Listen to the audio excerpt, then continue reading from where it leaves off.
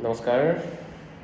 মুখ্যমন্ত্ৰীয়ে এতিয়া কেইদিনমানৰ ভিতৰত কৈ আছে যে আমি নতুনকৈ আইন প্ৰণয়ন কৰিম, যাৰ জৰিয়তে আচলতে বাইক আৰোহী বা গাড়ীৰ যিসকল চালক বা বিভিন্ন ধৰণৰ ব্যক্তি, গাড়ীৰ মালিক, তেওঁলোকে আচলতে বিভিন্ন সৰু সৰু কাৰণত কোনো ধৰণৰ ফাইন দিব নালাগে। যেনে ধৰি লওক পলিউশ্যন পাৰ হৈ গৈছে, পলিউশ্যনৰ ডেট পাৰ হৈ গৈছে, ইঞ্চুৰেঞ্চৰ ডেট পাৰ হৈ গৈছে, ৰেজিষ্ট্ৰেশ্যন ফেইল হৈছে, এনেকুৱা ধৰণৰ বিভিন্ন কাৰণত মাত্ৰ তেওঁলোকে হেলমেট পৰিধানৰ ওপৰতহে অকল গুৰুত্ব দিছে। হেলমেটটো পিন্ধিব লাগিব, হেলমেট নিপিন্ধিলেহে তেওঁলোকক ইমিডিয়েট ফাইন কৰা হ'ব। বাকী সকলৰ বাবে তেওঁলোকক মাত্ৰ জাননী দিয়া হ'ব বা ৱাৰ্ণিং দিয়া হ'ব, এনেকৈ ধৰণে তেওঁলোকে কৈছে। খুব ভাল পদক্ষেপে কৰিছে বুলি ভাবিছোঁ, কাৰণ বিভিন্নজন ব্যক্তি বিভিন্ন কাৰণত আচলতে পইচাৰ অভাৱত কৰিব নোৱাৰে। বেয়া পদক্ষেপ নহয়, ভালেই।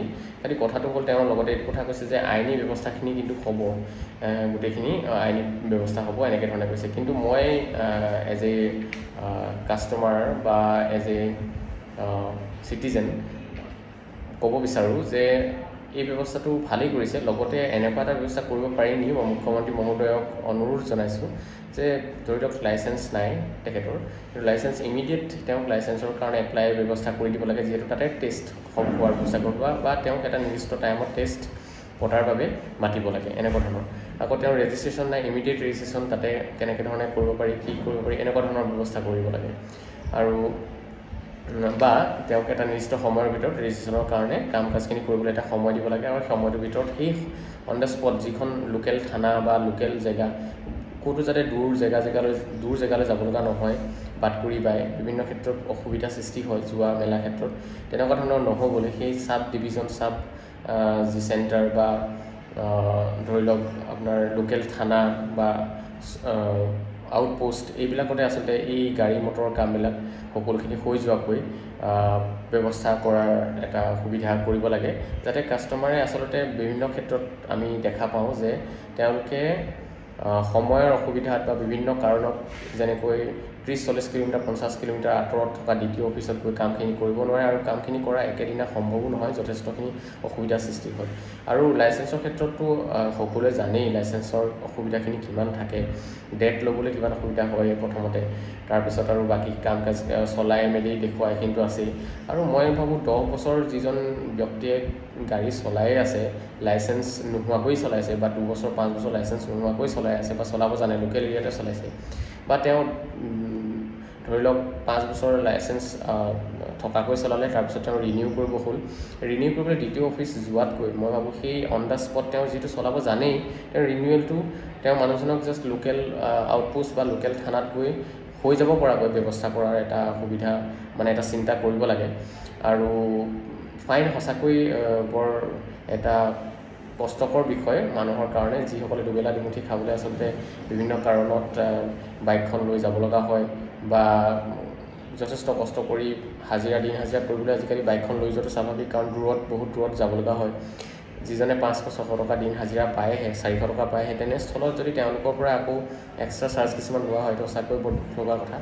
কিন্তু এইটো নহয় যে যিসকল বাইক আৰোহী বা গাড়ী চালক তেওঁলোকে এইখিনি কাম নকৰাকৈ থাকিলেতো অতি ডাঙৰ কথা হ'ব, কাৰণ যিহেতু এটা লিগেল প্ৰচেছ থাকে, যাতে গাড়ীখনৰ ৰেজিষ্ট্ৰেশ্যন থাকিলেহে গাড়ীখন ক'ত গৈছে, কি নাই, কেনেকৈ কাৰ হয়, ক'ত এক্সিডেণ্ট কৰিছে, এইখিনি গোটেই তথ্য পাতি উলিয়াব পৰা হ'ব।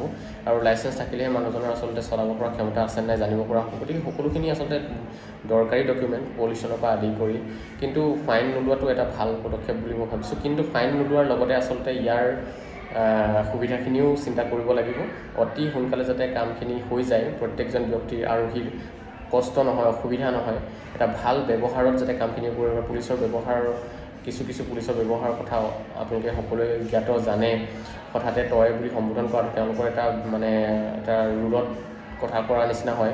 তেওঁলোকে এইটো নাচায় যে আপোনাৰ সন্মুখত থকা মানুহজন কি ধৰণৰ কামত নিজকে নিয়োজিত কৰি ৰাখিছে, তেওঁ ছ'চিয়েল ৱৰ্কাৰ নে, শিক্ষকেই নে, বিভিন্ন ডাঙৰ কিবা অফিচাৰেই নে, যি নহওক, বা ভাল এজন খেতিয়কেই নে, বা বয়োজ্যেষ্ঠ ব্যক্তি নে, এই কথাখিনি নাচাই নেমেলি তই তাই কৰি বৰ বেলেগ এটা ব্যৱহাৰ কৰা আমি দেখিবলৈ পাওঁ। চবকে কোৱা নাই, চবকে সাঙুৰি ল'লে ভুল হ'ব, কিন্তু কিছু আমি তেনেকুৱা পুলিচ বিভাগত থকা ব্যক্তিসকলৰ ক্ষেত্ৰত আমি দেখিবলৈ পাইছোঁ। এইটো অতিকে ভুল কথা, আৰু এইটো ক্ষেত্ৰতো এটা ব্যৱস্থা ল'ব লাগে, শিকাব লাগে কিছু ক্ষেত্ৰত।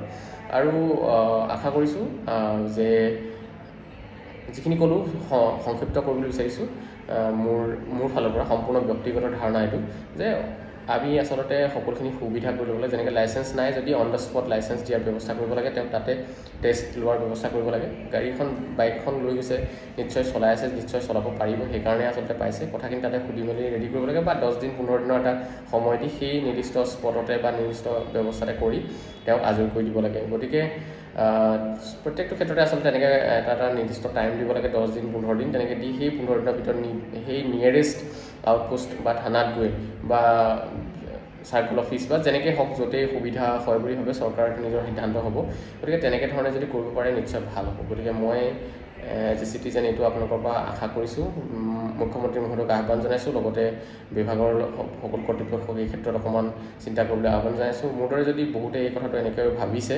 নিশ্চয় এই ভিডিঅ'টো শ্বেয়াৰ কৰি মানে তেওঁলোকৰ কাষ পোৱাকৈ অলপ সহায় কৰি দিব শ্বেয়াৰ কৰিলে আপোনালোকৰ নিশ্চয় আপোনাৰ কথাখিনিও মোৰ যোগেদি গুচি যাব গতিকে মানে শ্বেয়াৰ কৰাটো অতি জৰুৰী যদি সঁচাকৈ ভাবিছে যে কথাখিনি গুৰুত্বপূৰ্ণ নিশ্চয় শ্বেয়াৰ কৰিব ধন্যবাদ